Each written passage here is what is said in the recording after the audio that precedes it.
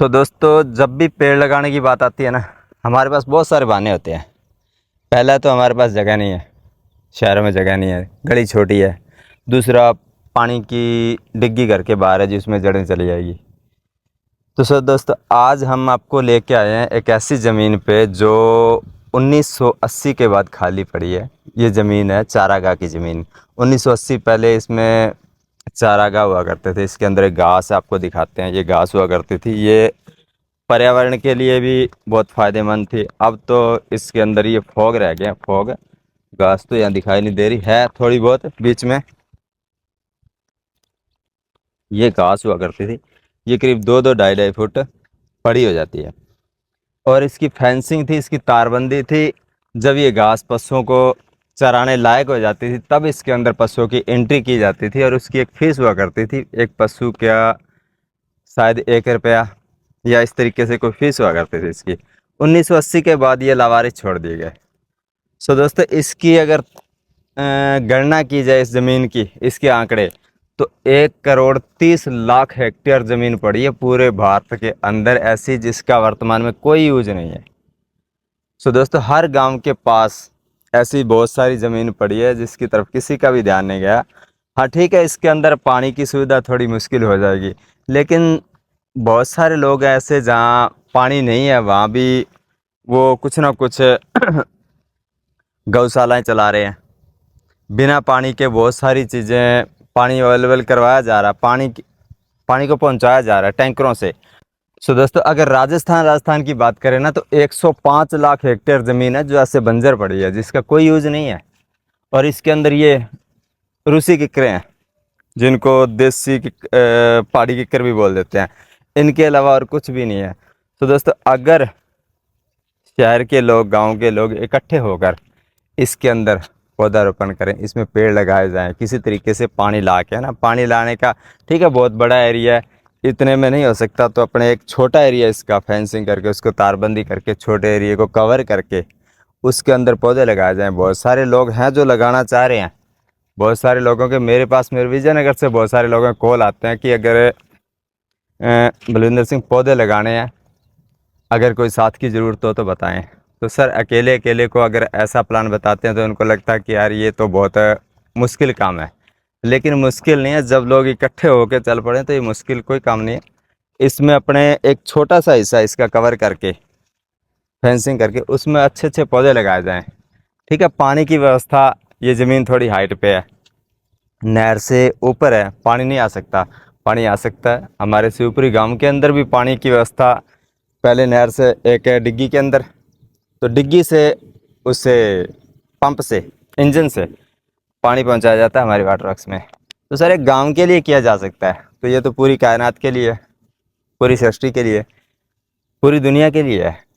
तो अगर ऐसा हो जाए तो पूरा इन्वायरमेंट दोबारा पहले जैसा हो जाएगा जैसे पहले था। तो सर, अगर बात की जाए भी, ऐसा कौन करेगा, इसमें इन्वेस्ट कौन करेगा, ठीक है, फाइनेंशियली प्रॉब्लम। तो सर, मेरे शहर के अंदर मैं आपको याद दिला दूं, फाइनेंशियली फ्री लोग ऐसे वैसे बैठे हैं जो अकेले इसे गोद ले सकते हैं। मैं नाम नहीं लूँगा क्योंकि नाम लेने से हो सकता है मैं जिसे जानता हूँ उसका मैं नाम ले दूँ, और जो वास्तव में करने वाला हो उसका मैं नाम भूल जाऊँ, उसका मैं नाम ना ले पाऊँ। दोस्तों, मेरे शहर के अंदर फाइनेंशियली फ्री लोगों की कमी नहीं है, जो अकेले इस जंगल को गोद ले सकते हैं और हरा भरा कर सकते हैं। ठीक है कि उन्हें भी साथ की ज़रूरत है। सो मेरा कहना यही है कि इसके अंदर अगर पेड़ लगाए जाएं तो ये शिमला मनाली जैसा यहाँ भी हो सकता है। इसकी कमी, ये ज़मीन की कमी नहीं है, बहुत ज़्यादा ज़मीन पड़ी है यहाँ पे। 105 लाख हेक्टेयर ज़मीन मैंने आपको बताया राजस्थान के अंदर पड़ी है, जिसका कोई यूज़ नहीं है, जिसके अंदर सिर्फ ये हल्की फुल्की घास फूस। अगर यहाँ देखा जाए भी, ये फॉरेस्ट विभाग की ज़मीन है, चारागाह की ज़मीन है, तो इसके अंदर देखो तितर लुकने की भी जगह नहीं है। बेचारी नील गाय, यहाँ पे मैंने देखा कई बार, थोड़ी बहुत छाया होती है उसके अंदर बैठी होती है। अब मैं बात करूँ गौशाला की, है ना, बहुत सारे लोग गौशाला में काम करते हैं, गौशाला में अपना योगदान देते हैं, अपना पैसा देते हैं, तो उनके लिए भी एक बहुत बड़ी खुशी की खबर होगी अगर ये पूरा का पूरा हरा भरा हो जाए, यहाँ पे पेड़ ही पेड़ हो जाए, तो पेड़ों के नीचे तो घास उगेगी उगेगी, है ना। तो बहुत सारी जो गायें, आवारा गायें हैं, जो लोगों के खेतों के अंदर जाके करंट वाली तारों में मुंह मारती है, या फिर सब्जी वाली रेहड़ियों पे जाके उनके डंडे खाते हैं, तो सर वो वहाँ क्या लेने जाएंगे अगर यहाँ पे हरियाली होगी? ये पूरा हरा भरा हो जाएगा तो वहाँ जाने का उनको उनको ज़रूरत क्या होगी वहाँ जाने की, है ना? पूरे राजस्थान के जो आवारा पशु है ना, जिन्हें हम गौशालाओं में रखते हैं, अपने तरीके से रखते हैं, वो अपने तरीके से अपनी ज़िंदगी जिएंगे। तो सर वहाँ पैसा खर्च करने से ठीक है, वो अच्छी बात है, मैं ऐसा नहीं कहूँगा वहाँ ना करो, लेकिन अगर कोई एक ग्रुप चलो उधर लगा हुआ है ना, कुछ परसेंट लोग उधर लगे हुए हैं, सारे तो नहीं जाते गौशाला, मैं नहीं जाता, ठीक है, मेरे को टाइम नहीं मिलता, तो सभी नहीं जाते, सबका ध्यान अलग अलग होता है। कोई देखो किसी का ध्यान मंदिर मस्जिद गुरुद्वारा की तरफ है, तो किसी का, कुछ लोग गौशाला की तरफ जुड़े हुए हैं। तो सर मैं कहता हूँ कि कुछ परसेंट, 2%, 4% इधर आ जाओ, इस तरफ जुड़ जाओ। अगर ये हरा भरा हो गया ना, तो पूरे इलाके के पशु, आवारा पशु है जो, वो यहाँ के अपनी ज़िंदगी अपने तरीके से, नेचुरल तरीके से अपनी ज़िंदगी जिएंगे, और नेचुरल तरीके से उनका आगे जो है वो बढ़ोतरी होगी। और इसके अंदर उनको कैद करके नहीं रखा जाएगा। भी गौशाला के अंदर हम अपने तरीके से रखते हैं उन्हें, है ना? मैं ऐसा ऐसा नहीं कहूँगा कि कैद करके रखते हैं, लेकिन अपने तरीके से रखते हैं। बहुत सारे पशु इकट्ठा है, या वो नेचुरल तरीके से रहेंगे। तो हमें क्या करना है? हमें तो सिर्फ एक इस जंगल को हरा भरा करना है। और ये चीज़ उनके फ़ायदे के लिए नहीं है, ये चीज़ उन किसानों के लिए फ़ायदेमंद भी है जो परेशान है आवारा पशुओं से। सर यहाँ उनको बैठने के लिए छाया होगी, खाने के लिए घास होगा, तो क्यों वो करंट वाली तारों में मुंह मारेंगे? क्यों जाके लोगों के डंडे खाएंगे? क्यों वो सब्जी वाली रेहड़ियों पे मुंह मारेंगे? क्यों वहाँ लोगों के डंडे खाएंगे? क्यों वो रोड के आगे आएंगे, है ना, साधनों के आगे आएंगे? हमें बहुत गुस्सा आता है जब कोई पशु हमारे साधनों के आगे आता है, रोड पे आता है ना, हम कहते हैं कि यार ये रोड पे क्या कर रहे हैं, है ना, ये पशु है, ये रोड पे घूम रहे हैं, आवारा घूम रहे हैं। सर वो जानबूझ के नहीं आते, वो हमें नोटिस करवाते हैं कि हम हैं। अगर हम देखें उनके लिए जगह है, हर चीज़ पे इंसान का कब्जा है। पानी पे इंसान का कब्जा, हवा तो चलो गंदी कर दी। धरती पे देखें तो कोई भी लैंड ऐसा नहीं है जो पशुओं के लिए हमने छोड़ा हो, जहाँ पे वो सुकून से रह सकें, खा सके, पी सके, है ना? उनके लिए कोई जगह नहीं। तो वो रोड पे आके, जैसे हम रोड पे आ जाते हैं, प्रदर्शन करते हैं, वैसे वो भी रोड पे आके दिखाते हैं, नोटिस कराते हैं कि हम भी हैं, हमारे लिए कोई जगह है तो बताओ यार। तो वो साधनों के आगे आते हैं, एक्सीडेंट होते हैं कई बार। तो जब उन्हें नहीं कुछ मिलता खाने को, जब दुखी हो जाते हैं, इंसान दुखी होकर आत्महत्या कर लेता है, वो क्या करते हैं? वो इंसानों को उठा के पटक देते हैं, मार देते हैं। तो सर ये उनके दिमाग के अंदर गंदगी नहीं होती, लेकिन एक बेबसी होती है। उनकी बेबसी उन्हें सड़कों पे लेके आती है, उनकी बेबसी उन्हें हमारे विरुद्ध खड़ा करती है, ठीक है? उसमें पता नहीं कितने लोगों की जान गई है। मैंने देखा बहुत सारे बैल जो उठा के लोगों को पटक देते हैं। तो सर उनके दिमाग के अंदर कोई बैर विरोध नहीं होता, गंदगी नहीं होती। जब भूख से लड़ते हैं ना, तब ये बातें होती है। अगर इसकी लोकेशन की बात करूं तो इससे इस साइड, पूर्व साइड 33 GB गांव 1 किलोमीटर, पश्चिम साइड 1 किलोमीटर दूरी पे बिलोचिया गांव है, और विजयनगर से करीब 4 किलोमीटर की दूरी पे है, ज़्यादा दूरी पे नहीं है। सो दोस्तों, मेरे शहर के लोगों से एक रिक्वेस्ट है कि अगर आप दान पुण्य करना चाहते हो जो सबके काम आए, पूरी मतलब कायनात के लिए हो, तो आप इसमें पौधारोपण करें। 3 साल लगते हैं सर, अगर पौधों की केयर की जाए तो 3 साल के अंदर पौधे पशुओं की पहुंच से दूर हो जाते हैं।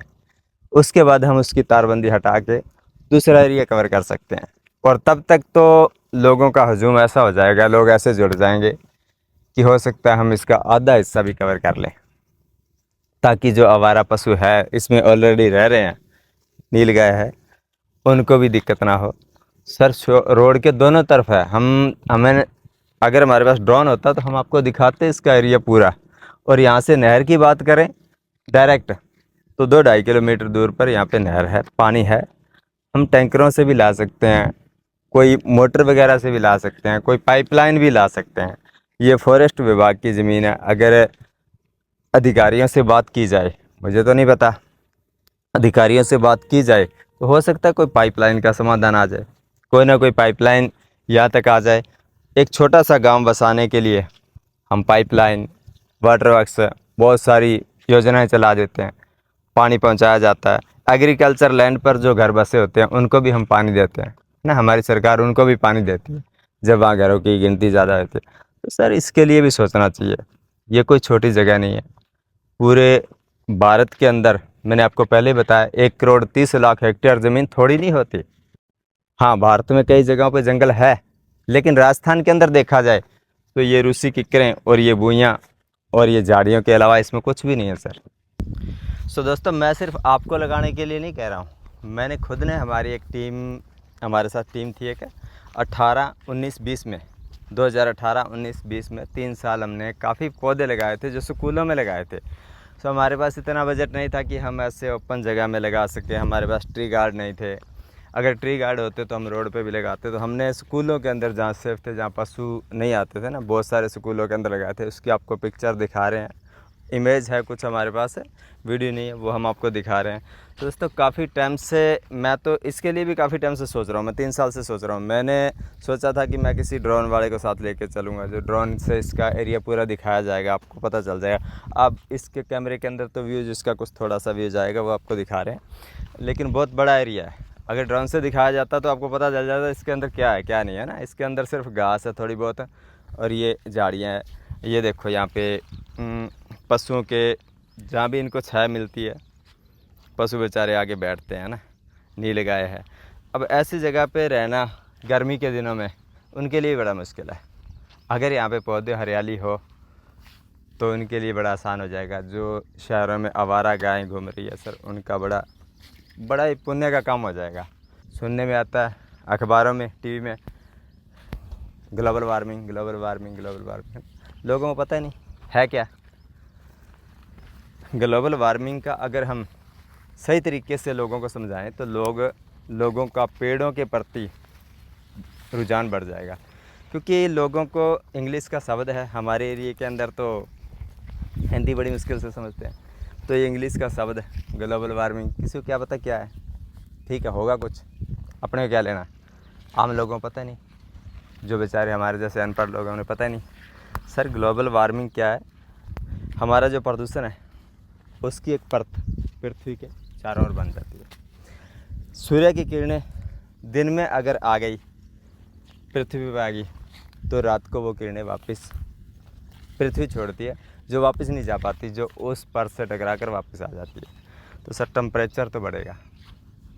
और अगर हम कार्बन डाइऑक्साइड की मात्रा की बात करें तो अभी वो पॉइंटों में है, 0.03% है वो कार्बन डाइऑक्साइड की मात्रा, जो उसकी एक परत बनी हुई है ना, 0.03% या 4% इतनी कुछ है। और अगर वो 1% होगी तो हमारा जीना मुश्किल हो जाएगा। चांद पे जाने को विचार बना रखे हैं ना, यही चांद हो जाएगा।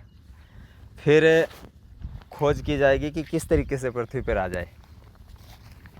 सर पहले बचा लो इसको। अगर वो 1% हो गई ना कार्बन डाइऑक्साइड की मात्रा, तो यहाँ पे रहना मुश्किल हो जाएगा, तबाही हो जाएगी, कुछ भी नहीं बचेगा यहाँ पे। अभी तो पशु परेशान है, फिर हम भी परेशान हो जाएंगे। और इस गर्मी में तो हम परेशान हो ही चुके हैं, देख लिया होगा कितनी गर्मी है। सो दोस्तों, सारे जुड़कर इन जंगलों की तरफ आ जाओ। बहुत सारी ज़मीन पड़ी है, यहाँ नहीं, ये बलोचिया में नहीं पड़ी, हर जगह पड़ी है, हर गांव के पास पड़ी है, हर शहर के पास पड़ी है। ये चारागाह की ज़मीन छोड़ी गई थी, मैंने पहले बताया था, 1980 के बाद इसका कोई यूज़ नहीं है। इसकी फेंसिंग हटा दी गई है, इसमें पशु खुले घूमते हैं। लोग जिनको लकड़ी की ज़रूरत है वो लकड़ी काट के ले जाते हैं। ये बिल्कुल लावारिस पड़ी है। यहाँ पे अगर हम पौधारोपण कर दें तो ये बहुत ही पुण्य का काम होगा, हमारा पूरा इन्वायरमेंट दोबारा से रीडेवलपमेंट हो जाएगा। सो दोस्तों, ब्लू माउंट स्कूल आप देख रहे हो, इसके फ्रंट में जो नीम लगी हुई है, ये इन्होंने पानी के टैंकर से पानी ला के उससे तैयार किया। और पूरा स्कूल है जो यहाँ पानी की व्यवस्था नहीं है, जितनी भी पानी की ज़रूरत होती है इनका एक अपना टैंकर है, उस टैंकर से पानी लाया जाता है। टैंकर से पानी ला के इन्होंने ये 100 नीम तैयार कर दिए। और इसके अंदर भी काफ़ी ग्रीनरी, हम आपको दिखाएंगे अंदर चल के, काफ़ी सारे पेड़ लगा रखे हैं, वो सारे इन्होंने टैंकर से तैयार किए हैं। और ये ज़मीन जो हमने आपको ज़मीन दिखाई है ना, चारागाह की ज़मीन, इसको ज़्यादातर लोग नर्सरी बोलते हैं। मैं आपको बताना भूल गया कि इसको यहाँ के लोग नर्सरी बोलते हैं। वैसे चारागाह की ज़मीन है ये शामलात में भी आती है। शामलात की ज़मीन होती है जो गाँवों के साझा ज़मीन होती है, जिसमें गाँवों की ज़रूरतों के लिए ज़मीन छोड़ी जाती है, उसे शामलात भूमि बोलते हैं। वो भूमि तो चलो कुछ लोगों ने कब्जा कर लिया, कहीं कुछ बन गया, कहीं कुछ बन गया, चलो कहीं उसमें वाटर वर्क्स बन गया, कहीं डिग्गी बन गई। ये जो सरकारी जो भी डिपार्टमेंट बनते हैं वो शामलात की ज़मीन के अंदर आते हैं, और ये ज़मीन भी उससे रिलेटेड होती है। वन विभाग की ज़मीन, चारागाह की ज़मीन, ये सारी शामलात के अंदर आती है, शामलात के अंतर्गत आती है। और ये ज़मीन इससे सटी हुई है, ये स्कूल इसके बिल्कुल साथ सटा हुआ है। अगर हम बात करें कि पानी यहाँ नहीं पहुँचेगा, तो इन्होंने भी तो पहुँचाया है। ये भी पानी यहाँ लेके आए हैं, इन्होंने पानी ला के यहाँ पे कितनी हरियाली कर दी। और ये स्कूल ज़्यादा पुराना भी नहीं है, तो दोस्तों हम भी कर सकते हैं। ये अगर एक संस्था, स्कूल का एक डिपार्टमेंट इतना कर सकता है, तो हमारे पास तो पूरा शहर है। कितने गांव हैं? बिलोचिया गांव है, 33 जीबी गांव है, शिवपुरी गांव है, और इधर गांवों के आसपास की जो डाणियाँ हैं बहुत सारे वो है।